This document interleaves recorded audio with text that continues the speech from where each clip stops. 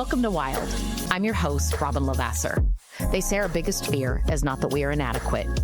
It's being powerful beyond measure. In this podcast, I will share how to break through imaginary ceilings, lean into success, discovering your purpose, and understanding how to create the business and life of your dreams. From failures to triumphs and all the tactics in between, let's jump into the wild arena together.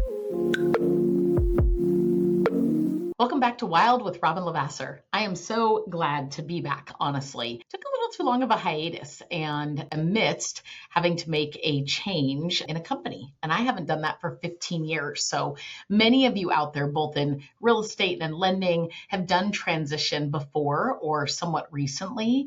And I don't know about you guys, but 15 years feels like eons to be in one place. And that's what I honestly had the privilege of doing, is staying put, keeping my head down, being hyper-focused in one arena. And I think in so many ways that served me really, really well. And I think it serves a lot of people to just, keep your nose to the grindstone. There's also times in people's journeys in the industry in general where you do have to pause and kind of reassess. Not just, am I in the right place for today, but am I in the place that I need to be to take care of my tomorrow? And I think that kudos, if you will, in the summit funding space to kind of recognize, gosh, at our size, at our attrition, at our growth rate, we are not serving loan officers at the level that we need to serve them.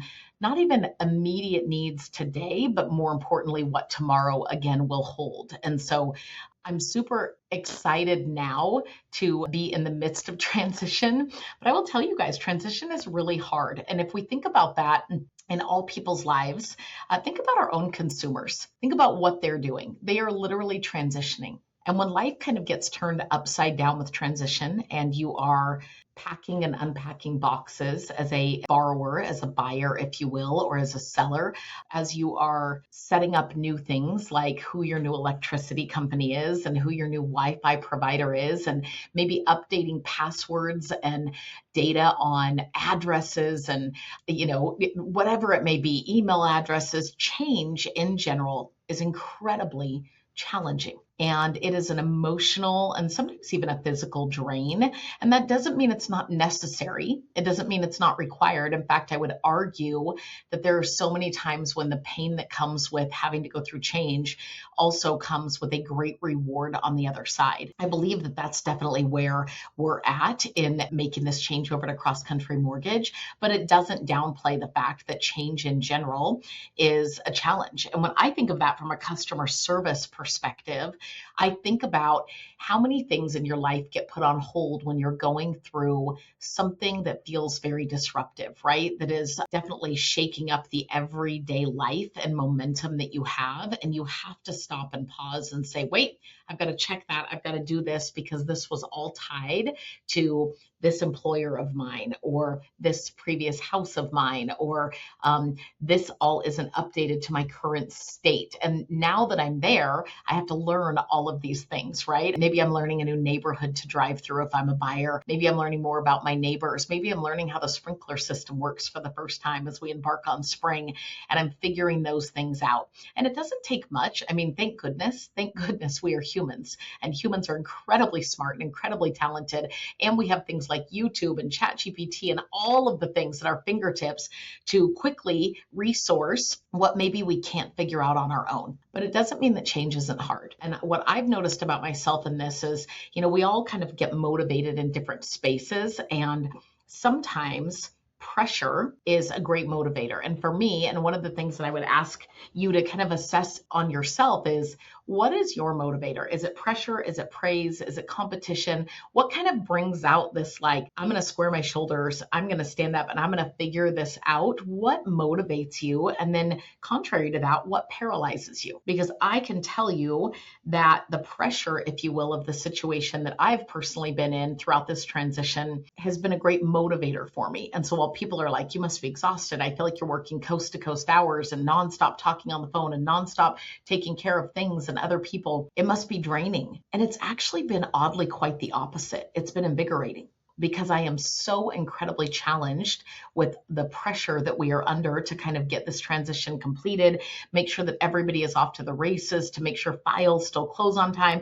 That pressure has created kind of a new version of me, right? I think it's in Peaky Blinders, they reference that, pressure essentially can lead to diamonds, right? And so what jewels are being uncovered in yourself when you're in that situation? Now, I've seen quite a few people who have gotten a little paralyzed and really struggled. And I think we have clients that do the exact same thing. Some perform beautifully, some get absolutely paralyzed. I know that we've had some that have performed beautifully and some that have gotten absolutely paralyzed. And it's been interesting how to get somebody unstuck is the classic that we all know that I talk about all of the time. And that is truly action alleviating that anxiety, right? Action creating, I remember one morning I got up at like 4:30 in the morning. I couldn't sleep. And I just sat down quietly at my computer and I wrote a list, which is something I tend to do when I need to just brain dump, get everything out of here. And I just looked at the list and I picked kind of the top 3 things that I could probably get done in the next 30 minutes. And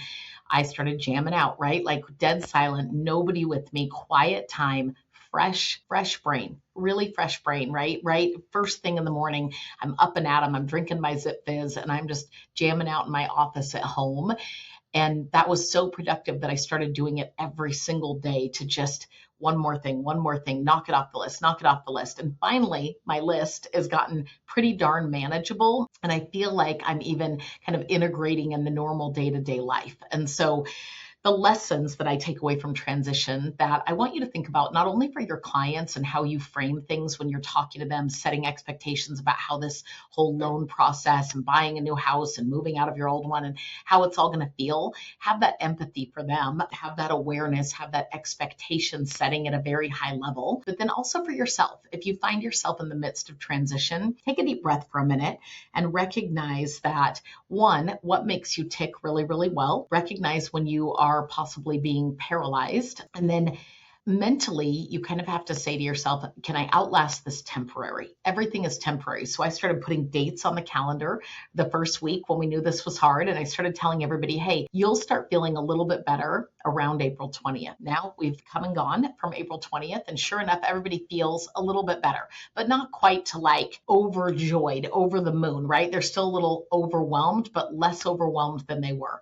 And what's our next target date, right? And so I'm like, I think when we come back from Memorial Day, we will be completely off to the races. And so sometimes it's a great thing to give yourself a deadline, even if it's a made up false deadline in your own little head, where you say, hey, I'm going to allow for this to, I'm going to be aware, I'm going to set proper expectations with myself that this is hard, that things might not work as easily as they did previously, that I might not know exactly where to go or what to do right this minute, but I will soon enough.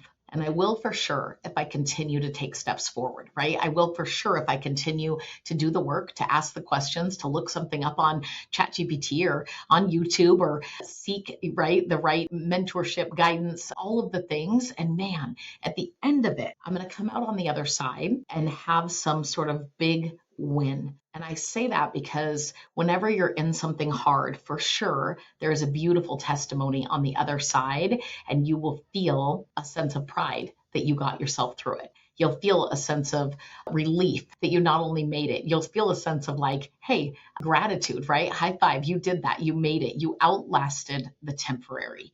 And when we make temporary circumstance into catastrophized, this is never going to get better type of frame of mind, that paralyzation sticks around for a lot longer. And so does your resistance to embrace change. And so I would challenge you, embrace change through knowing that all things are temporary, that most things that are hard, right, don't matter in 6 months or a year from now. They're just a place and time that you've got to muscle through. And there is a lot of joy and a lot of win when you know that, man, I grinded through that and look where I'm at now and look who I am now. And so transition, I don't highly recommend it, but I will tell you sometimes it's absolutely necessary to take your career, to take your family's life, your wealth building, your future, whether it is buying a home, changing jobs, switching companies, anything that comes your way. You absolutely not only can do it, but you can do it really well amidst the hard and amidst the unknown. If this was helpful, I hope you share it. We'll see you on the next Wild.